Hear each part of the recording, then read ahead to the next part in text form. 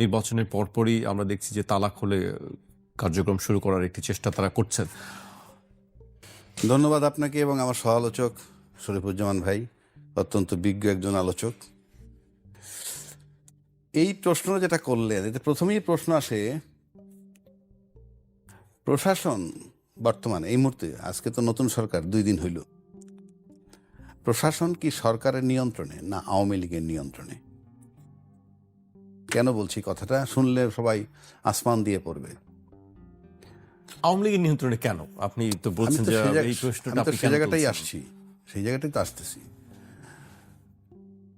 Police জানে যে আওয়ামী লীগের কার্যক্রম নিষিদ্ধ, জানে, প্রশাসন জানে। তো আওয়ামী লীগ কিন্তু গত 17 মাস বা 18 মাস মাঠে নামেনি, মানে তাদের যেহেতু প্রচার নিষিদ্ধ, কার্যক্রম নিষিদ্ধ, সেই আদেশ কিন্তু এখনো বহাল, উইথড্র হয় নাই।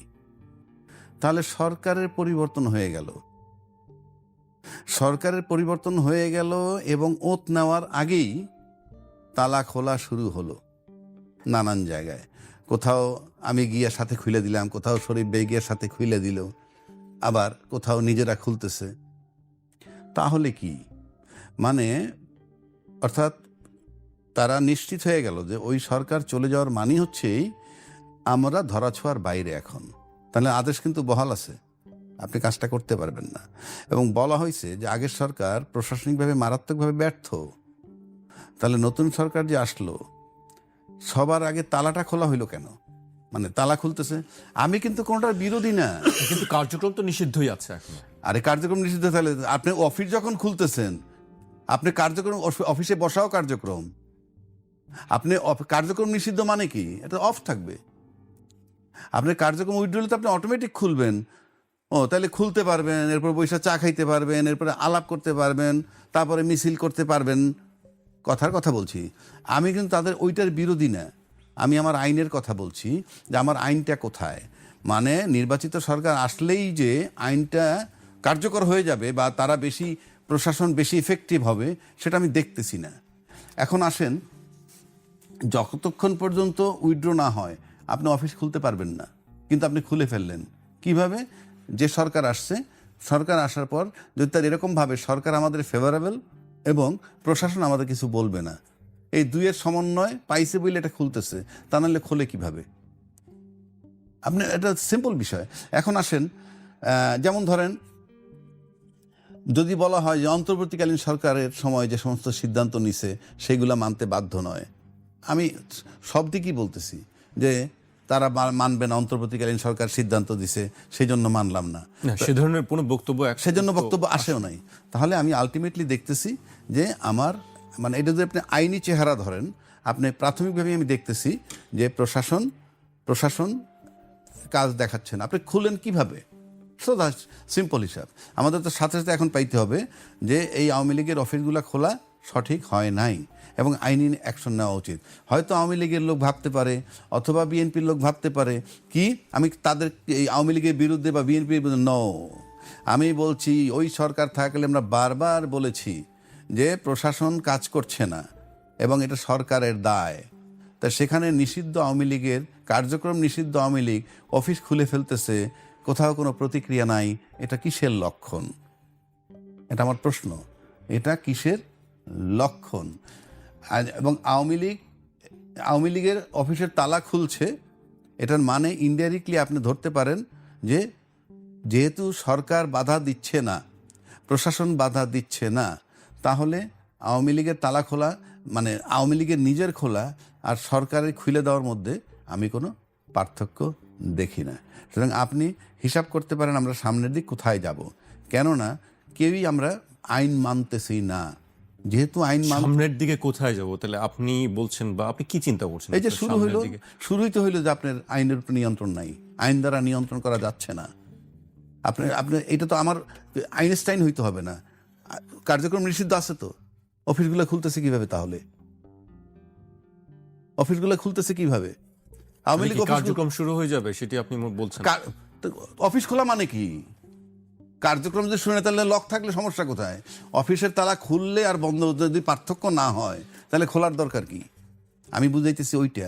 আমি আওয়ামী লীগের বিরোধী না, আওয়ামী লীগ মাঠে নামুক, রাজনীতি তার ব্যাপার, কিন্তু প্রশ্ন হচ্ছে আমার আইন প্রশাসন, যেটা আমরা 17 মাস ব্লেম দিলাম যে নির্বাচিত সরকার ক্ষমতা আসলে আমরা দেখবো আইনের আলাদা চেহারা, সেটা কোথায় পাচ্ছি? বরং নির্বাচিত সরকার আসার পর তো অফিসগুলো খুলতেছে।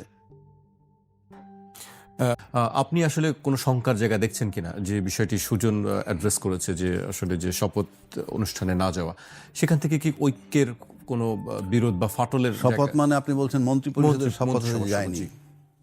না না, শঙ্কা কি হবে না হবে বড় কথা না, বড় কথা হচ্ছে যে আপনি যখন 2/3 মেজরিটি পেয়ে যায় কেউ, তখন যদি সে কিছু কেয়ার না করে, অবজ্ঞা করে, অবহেলা করে, কিছু করার নাই। বিষয়টা ওইখানে।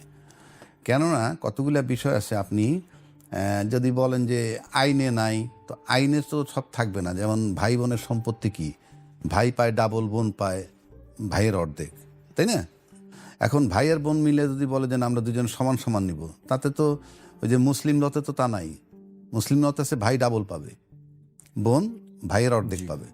কিন্তু ভাই বোন মিলে যদি বলে দেন আমরা দুজনে সমান ভাগ করে নিই, তাহলে আইনে কিছু আসে যায় না। তা আমরা এখন যেমন কথা তুলতেছি, আইনে নাই, কি নাই? আইনে গণভোট নাই, কিন্তু আমি তো গণভোট মেনে নিছি, গণভোট করব।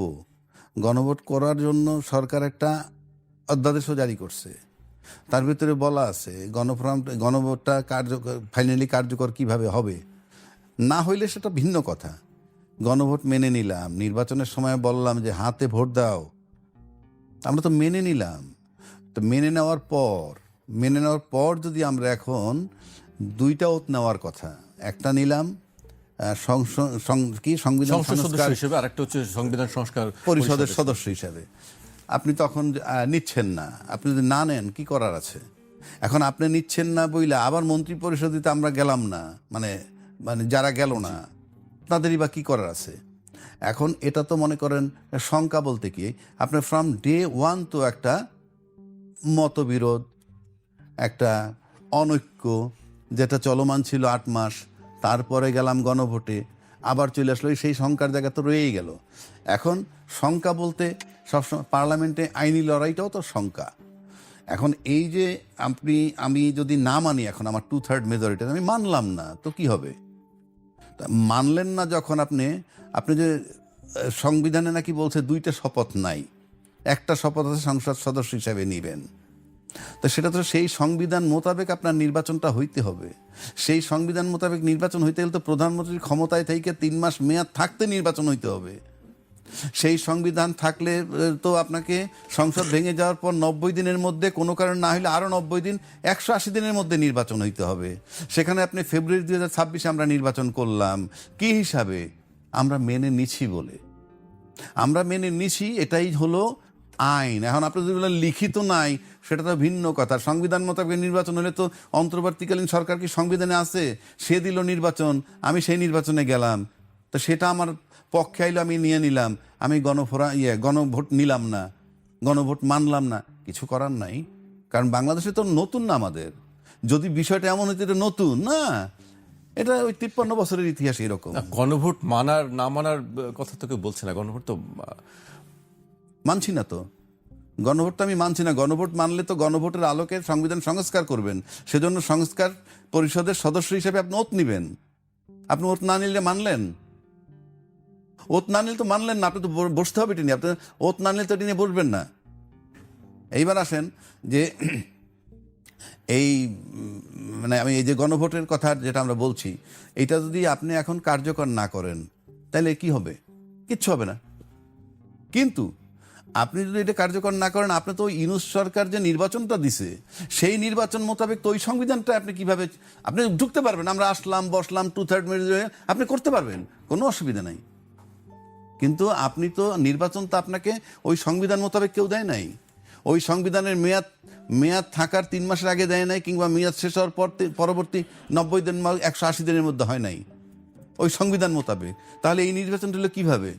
এখন আপনি এমন, আমার কাছে মনে হয় এটা সবাই জানে, বা আমি আইনজীবী হিসাবে বলতেছি, শরীফ ভাই তো বলবে যে উনি আইনে একটা বিধান আছে, যে বললাম আমি যদি মেনে নেই, তখন এখান থেকে আমি আর সরে যেতে পারবো না। এটা আইন। আমি আইনের সেকশন বলতেছি না, সাধারণ লোক বলবে। আবার যদি সেকশন বলি তাহলে কিছু কিছু আইনজীবী বলবে, উনি এখানে আরেকজন আইনজীবী থাকলে আইনের বিধানটাই হলো আপনি যদি একটা জিনিস মেনে নেন, যেমন দুই পক্ষে কোর্টে মামলা হচ্ছে, দুই পক্ষ একটা জমাজমি নিয়েই মামলা হচ্ছে, কোর্ট অনেক সময় বলে হ্যাঁ মামলা শেষ করেন, মুমূর্ষ সময় গিয়ে বললাম যে না আমরা দুই পক্ষ আপোষ হয়ে গেছে, কোর্ট একটা সিঙ্গেল স্টেপ নিতে পারবে না। আমরা দুই পক্ষদের ইয়েস আমরা আপোষ হয়ে গেছি, কেমনে হয়েছি সেটা ভিন্ন কথা। তা আমরা আপোষ হয়েছি কিন্তু এই সমস্ত দিক দিয়ে, গণভোট, নির্বাচন, এই সব বিষয় নিয়ে কিন্তু আমরা আপোষে আসছি। এখন এসে যদি আপনি এখান থেকে সরে যান সেটা তো ভিন্ন কথা, আপনি সরতেই পারেন, সরতে পারলে তো আমরা নতুন কিছু পেলাম না। সেখানে কি আসলে আপোষের জায়গা কি দেখছেন না যে আপোষ হতে পারে?